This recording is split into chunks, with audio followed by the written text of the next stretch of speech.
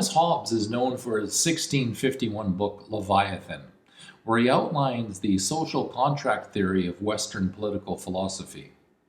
Hobbes favors a strong central authority. Without government, he argues that we live in a state of nature, in a war of all against all. In such a condition, he writes, there is no place for industry, no culture of the earth, no navigation, no knowledge of the face of the earth, no account of time, no arts, no letters, no society, and which is worst of all, continual fear and danger of violent death. And the life of the human is solitary, poor, nasty, brutish, and short.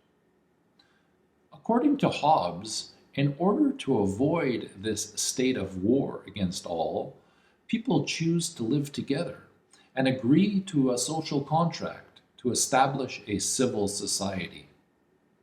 For Hobbes, we give up some individual freedoms for the sake of protection.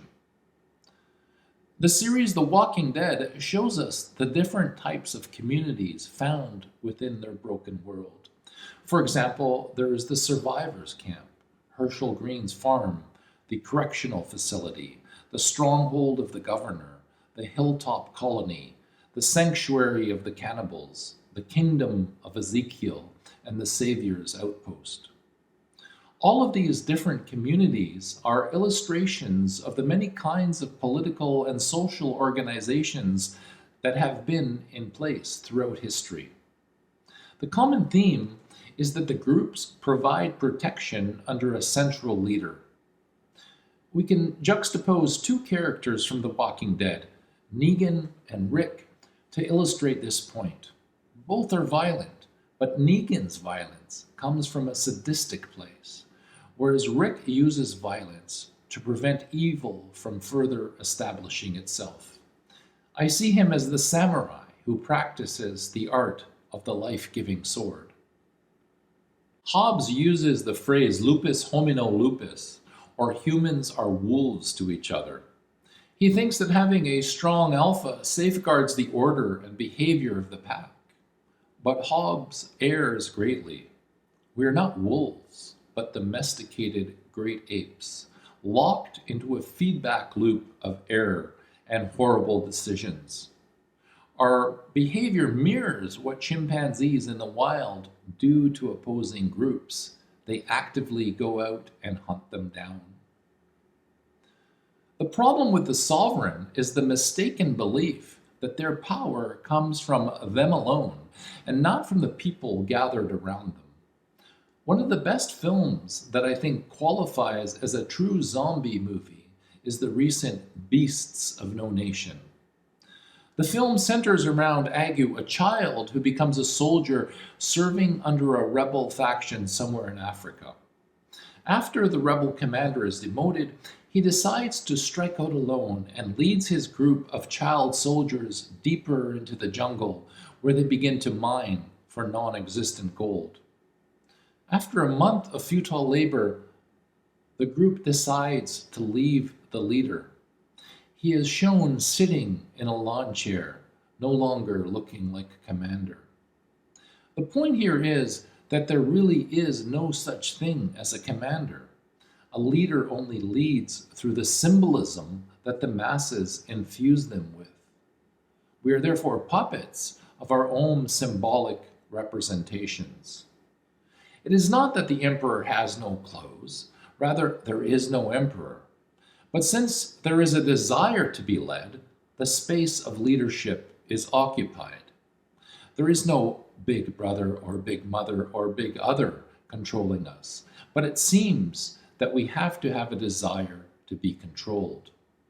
The benefits of living in a society must be extended to all members, and not merely to the entitled 1% who believes itself to be great because it controls the production of toilet paper, oil, gasoline, food, and weapons.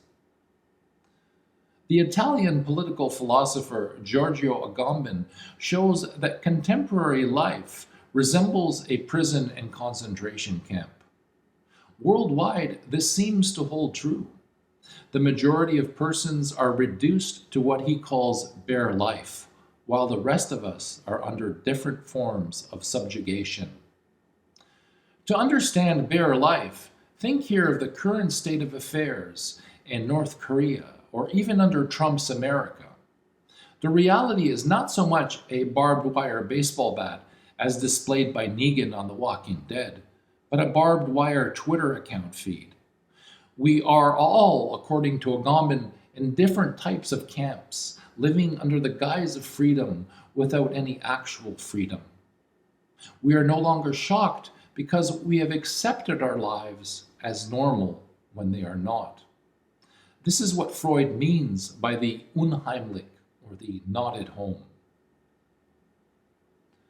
Romero's films are actually haunted house stories. In his films, homes and familiar spaces fail to provide comfort to the living. Romero presents his world as the normal one of everyday life, but normality has now suddenly been altered into something terrifying. In Romero's films and in zombie films in general, the seemingly harmless and ordinary can prove to be life-threatening. The ordinary and the familiar becomes unheimlich, unfamiliar and strange.